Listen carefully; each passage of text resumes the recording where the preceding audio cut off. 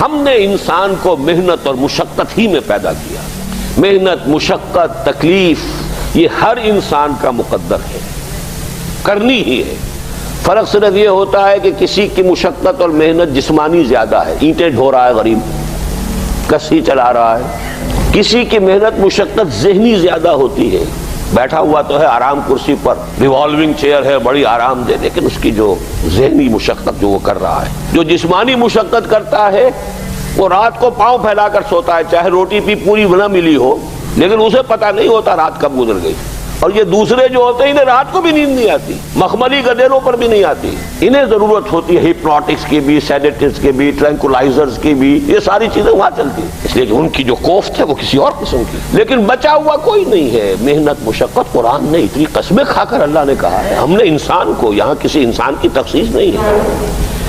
محنت، مشقت، اور اس محنت مشقت کے ساتھ اس میں غالب نے ایک اور رنگ داخل کیا ہے، اس کے ساتھ غم بھی. مثلا حیوان اور انسان میں کیا فرق ہے؟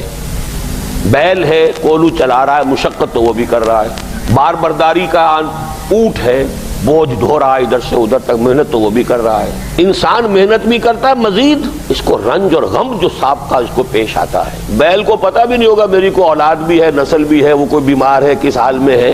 گائے کو بھی اپنے بچے کی خبر ہوگی، وہ چھوٹا سا جب ہے دودھ پیتا ہے، اس کے بعد اسے کیا پتا وہ کہاں گیا کہاں نہیں ہے. انسان کو جو تکلیفیں جھیلنی پڑتی ہیں، پھر جو غم جھیلنے پڑتے، وہ حیوان کے لیے نہیں ہے، یہ انسان کے لیے. اسی لیے کہا غالب نے کہ قید حیات و بند غم اصل میں دونوں ایک ہیں. موت سے پہلے آدمی غم سے نجات پائے کیوں؟ تو یہ مشقت اور غم دونوں کو شامل کر لیجئے. انسان کا معاملہ حیوان سے بدتر ہے اس پہلو سے. کبھی کسی بیل کو، اونٹ کو وہ صدمہ نہیں ہوا ہوگا کہ بیٹا نے سینے تان کر کہا ابا جان آپ چھوڑیے، آپ کیا باتیں کرتے ہیں، آپ دقیانوسی باتیں کرتے ہیں، اب زمانے کا رنگ بدل گیا. وہ جو بوڑھے باپ کو جو اس وقت صدمہ پہنچتا ہے، یہی ہے وہ جس پر میں نے اپنی جوانی کھپائی ہے، جس میں میں نے اپنے آپ کو انویسٹ کیا ہے. آج یہ میرے سامنے کھڑا ہو کر کیا کہہ رہا ہے. اور یہ تو میں نے بڑی ہلکی مثال دی ہے. گالیاں دینے والے بھی ہیں، ماں باپ کو قتل کرنے والے بھی ہیں. مرتا نہیں ہے بڈھا کہ یہ مرے تو مجھے یہ ساری جائیداد ملے اور مجھے آزادی حاصل ہو. اے انسان، تجھے مشقت پر مشقت جھیلتے ہوئے، محنت پر محنت کرتے ہوئے ہی آگے بڑھنا ہے، اور پھر اپنے رب کے حضور میں پیش ہونا ہے. یہ اور مصیبت ہے. کسی اونٹ اور کسی بیل سے محاسبہ نہیں ہے وہاں. اس روز کہے گا کافر کاش میں مٹی ہوتا، انسان بنا ہی نہ ہوتا میں، جسے آج ہم بہت بڑا شرف سمجھ رہے ہیں، شرف انسانیت. کاش کہ میں مٹی ہوں، یہ انسان کی حیثیت مجھے دی ہی نہ جاتی کہ میں آج یہاں کھڑا ہوں جواب دے کے. حضور نے فرمایا کل نفس یغدو فبائع نفسہ فموتقھا وموبقھا. ہر انسان جب صبح آنکھ کھلتی ہے، رات کے سونے تک وہ اپنے آپ کو بیچتا ہے. کوئی جسمانی مشقت اپنی بیچ رہا ہے، شام کو 100 روپے لے کر آیا ہے، اس نے اپنی جسمانی محنت بیچی ہے نا. کسی نے اپنی ذہنی محنت، ذہنی صلاحیت بیچی ہے، چاہے وہ ڈاکٹر ہے، چاہے انجینئر ہے، کوئی اور ہے، وہ اپنی ذہنی صلاحیت بیچ رہا ہے بیٹھا ہوا اپنے کلینک میں، اپنے آفس میں. بائع نفسہ، اپنے آپ کو بیچتا ہے. یہ بیچنا تو ہر ایک کا ہے، ہر شخص بیچ رہا ہے اپنے آپ کو. کوئی بدبخت وہ ہے جو یہ ساری مشقت جھیل کر بھی رات کو جہنم لے کر آیا ہے. گھر مشقت بھی جھیلی اور لے کر بھی آیا آگ کے انگارے، اس لیے کہ حرام کاروبار کیا. کوئی وہ ہے جو اس مشقت کے بعد اپنے نفس کو جہنم کی آگ سے چھٹکارا دے کر آتا ہے. بیچا، جائز جگہ بیچا، جائز طریقے سے بیچا. بیچا اس نے بھی، محنت اس نے بھی کی، مشقت اس نے بھی کی، لیکن اس نے اپنی مشقت کے نتیجے میں اپنے آپ کو برباد کر لیا. تو جب آزمائش میں کوئی پڑے گا تو پتا چلے گا نا کہ کھرا ہے یا کھوٹا ہے. آزمائش میں نہیں آیا، امتحان میں نہیں آیا، کوئی تکلیف آئی نہیں، تو وہ کھرے اور کھوٹے گڑمڑ رہیں گے، ملے جلے رہیں گے. دودھ کا دودھ اور پانی کا پانی جدا نہیں ہوگا. کیا لوگوں نے یہ سمجھا تھا کہ وہ چھوٹ جائیں گے صرف یہ کہنے پر کہ ہم ایمان لے آئے اور انہیں آزمایا نہ جائے گا؟ ہم نے تو آزمایا ہے ان سب کو جو ان سے پہلے آئے. تو یہ تو یوں سمجھیے کہ اس راستے کا ایک مستقل معاملہ ہے. جو آئے سوچ سمجھ کر آئے کہ یہ شہادت گاہ الفت میں قدم رکھنا ہے. لوگ آسان سمجھتے ہیں مسلمان ہونا. جس نے کہا آمنت باللہ، ہم نے آزما لیا. سچ مچ کا یہ ہم پر ایمان کا دعوے دار ہے یا جھوٹ موٹ کا دعویٰ کر رہا ہے؟ یہ سچ مچ کا عاشق ہے یا جھوٹ موٹ کا عاشق ہے؟ ظاہر بات ہے کہ امتحان نہ ہو، آزمائش نہ ہو تو کیسے ان کے مابین تمیز ہوگی؟ کہہ تو دیا سب نے آمنت باللہ. اب ذرا تھوڑی دیر کے لیے ہم بھی اپنے گریبانوں میں جھانکے. ہم بھی کہتے ہیں نا اللہ کا ہمارا ایمان ہے اللہ پر، آخرت پر، رسول کا عشق کا بھی دعویٰ ہے. اور جب نعتیں ہم سنتے ہیں تو بڑے جھومتے ہیں، لیکن یہ کہ واقعتاً آدمی جھانکے اپنے قلب کی گہرائیوں میں کہ یہ ہم کتنے کچھ سچے ہیں اپنے اس دعویٰ ایمان. جہاں کوئی معاملہ آیا، اگر ہم اس دین کے اس حکم پر عمل کرتے ہیں تو اتنا نقصان ہوتا ہے، اس حکم کو پیچھے ڈال دیں تو اتنا نفع ہوتا ہے. سچ بتائیے کہ ہم میں سے اکثریت کا فیصلہ کس بات کی طرف جائے گا؟ دین کا حکم پس پشت، دنیاوی مفاد وہ مقدم. تو معلوم ہو گیا کہ ہمارا یہ دعویٰ جو ہے اللہ پر ایمان کا اور آخرت کے یقین کا جھوٹا دعویٰ ہے. کیوں اللہ کی طرف سے یہ چیزیں آتی ہیں؟ دیکھو، کوئی مصیبت تم پر نہیں آ سکتی، نہیں آتی مگر اللہ کے اذن سے.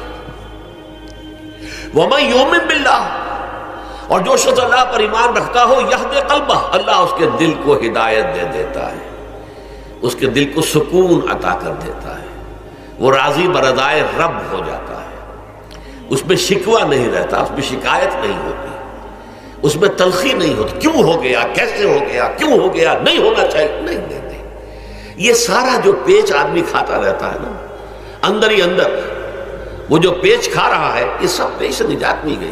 پہلی بات یہ کہ یہ اللہ کی طرف سے آزمائش کے طور پر آتی ہے. آزمائش، میرا بندہ اس پر صبر کرتا ہے یا نہیں، یا میرے خلاف بکواس کرنے پر آمادہ ہو جاتا ہے. اللہ تو ایسا ہے، اللہ نے تو ہم پر کبھی کرم کیا ہی نہیں ہے، اللہ تو ظالم، معاذ اللہ معاذ اللہ معاذ اللہ. کہیں ایسا تو نہیں، میرا بندہ جو ہے تکلیف کو جھیلتا ہے میری وجہ سے، یہ سمجھ کے کہ اللہ کی طرف سے آئی.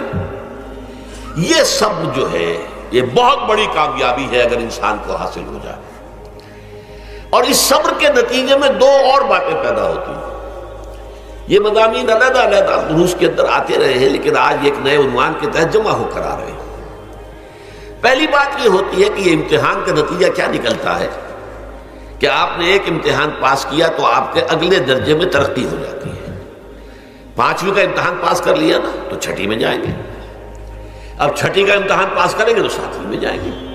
7ویں کا پاس کریں گے تو 8ویں میں. درجہ بدرجہ انسان کی دینی، ایمانی اور روحانی ترقی کا ذریعہ یہ آزمائش میں.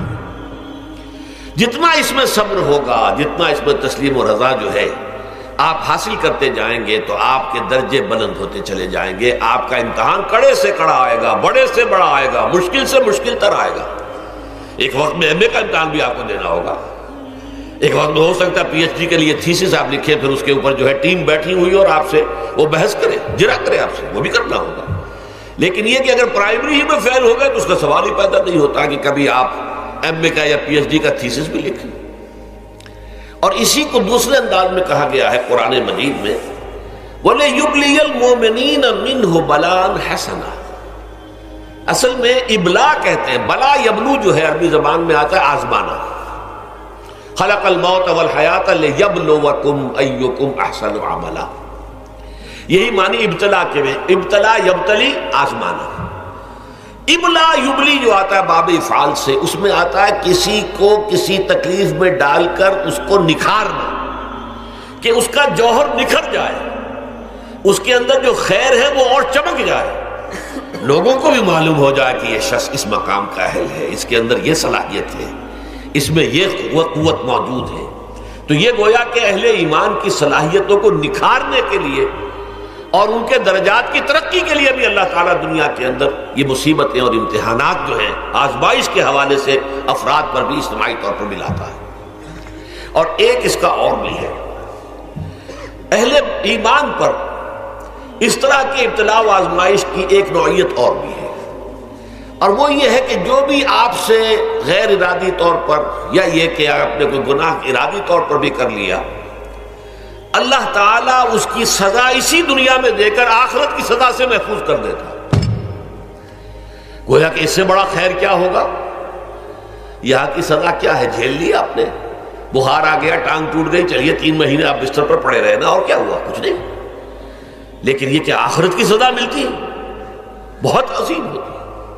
لہذا کفارہ بناتا ہے اللہ تعالیٰ گناہ، ان جو بھی گناہ ہو گئے ہیں، غلطیاں ہو گئی ہیں، ان کا کفارہ اللہ تعالیٰ بندہ مومن کے لیے. حضور کی ایک حدیث ہے، اس کا متن مجھے اس وقت یاد نہیں ہے، کہ مومن کا معاملہ عجیب ہے، اسے کوئی تکلیف پہنچتی ہے صبر کرتا ہے، وہ اس کے گناہوں کا کفارہ بن جاتا ہے، اور اگر کوئی خوبی ملتی ہے تو اللہ تعالیٰ کا شکر ادا کرتا ہے، اس کے درجات بلند ہو جاتے ہیں۔ تو یہ معاملہ جو ہے اللہ تعالیٰ کی طرف سے بندہ مومن کے حق میں خیر کہ در حقیقت اس کے ان گناہوں کی پاداش کہ جو اس نے یہاں کر لیے ہیں یہی دنیا میں دے کر دھو دیا جائے، پاک کر دیا جائے۔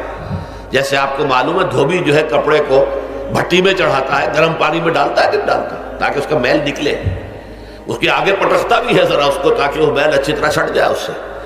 اسی طرح اگر دنیا میں ہمارے میل چھٹ جائیں، دنیا میں اگر ہمارے گناہ دھل جائیں تو یہ بڑے نفع کا سودا ہے، بڑے نفع کا سودا ہے، بڑے نفع کا سودا ہے۔ اس اعتبار سے آپ غور کیجئے کہ اگر یہ حقائق ہمارے سامنے رہے تو کیا کوئی تکلیف دنیا کی ہمیں بھاری محسوس ہوگی؟